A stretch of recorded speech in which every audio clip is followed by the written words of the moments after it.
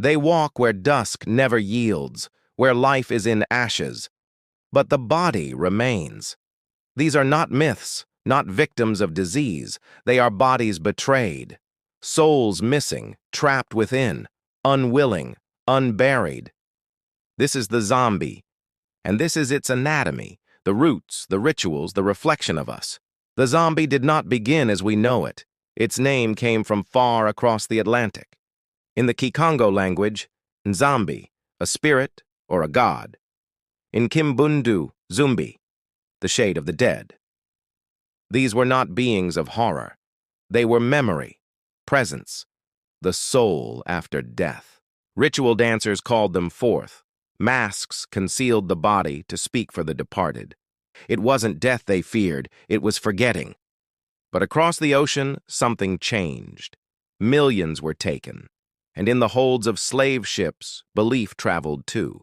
Memory, language, and spirits bound together in chains. When those ships reached the Caribbean, the spirits changed shape. They became survivors of bondage and became warnings. But in Haiti, they became zombies. There, the zombie was not a killer. It was a victim. A body returned, yes, but without a soul, stripped of self, forced to labor beyond death. Not in some fantasy, but in the minds of people who saw it happen, who feared it happening to them. Some said a bokor, a voodoo priest, could do it, could kill you with a powder, have you buried by grieving family, then return you days later, breathing, walking, blank. What kind of death is that? Ethnobotanist Wade Davis traveled to Haiti in the early 1980s. He spoke to witnesses and he documented their stories. And he found a man, Clervius Narcisse. He had been declared dead, buried, and seen again 2 years later. Narcisse claimed to have been poisoned, buried alive, and enslaved, and Davis believed he knew how. Tetrodotoxin, the deadly poison in pufferfish, and datura, a plant known to erase memory, one to fake death, one to erase identity. Davis called it a pharmacological zombification, but other scientists pushed back on his theory. Tests on his samples revealed only trace amounts, nothing conclusive. Some dismissed his claims entirely, but belief doesn't need proof, it needs fear, and fear was enough. To the villagers, the zombie was not theory.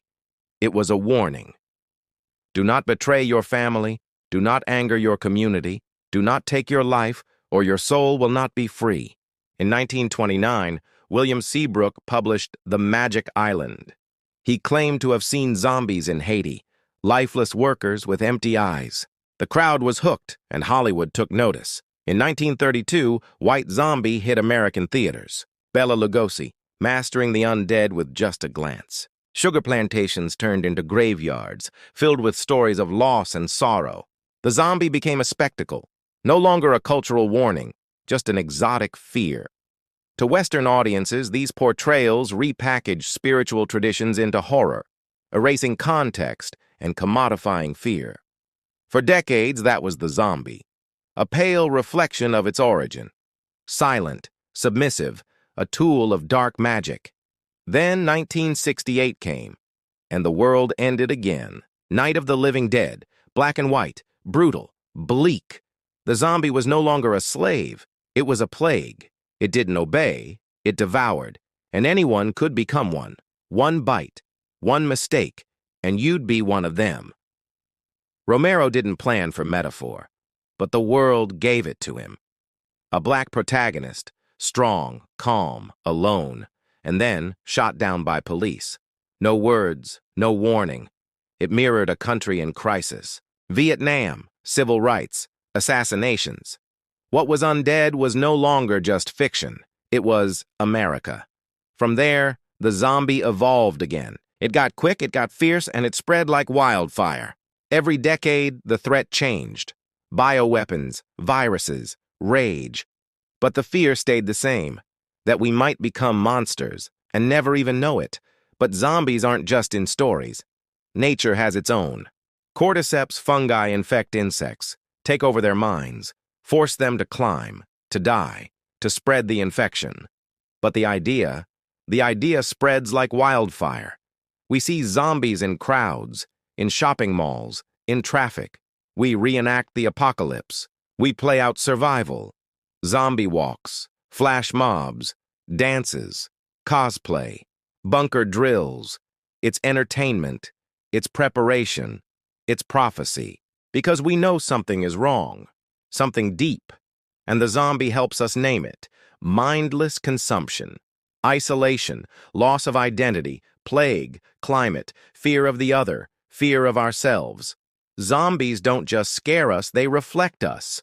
They are hunger without reason, movement without purpose, life without soul, and still, they are us. The first zombies weren't monsters, they were victims. They were stories passed in whispers, turned pages, then film and our mirrors. And now they're everywhere. Not because they crawl from graves, but because we open the door. It's not the dead we fear, it's what survives them.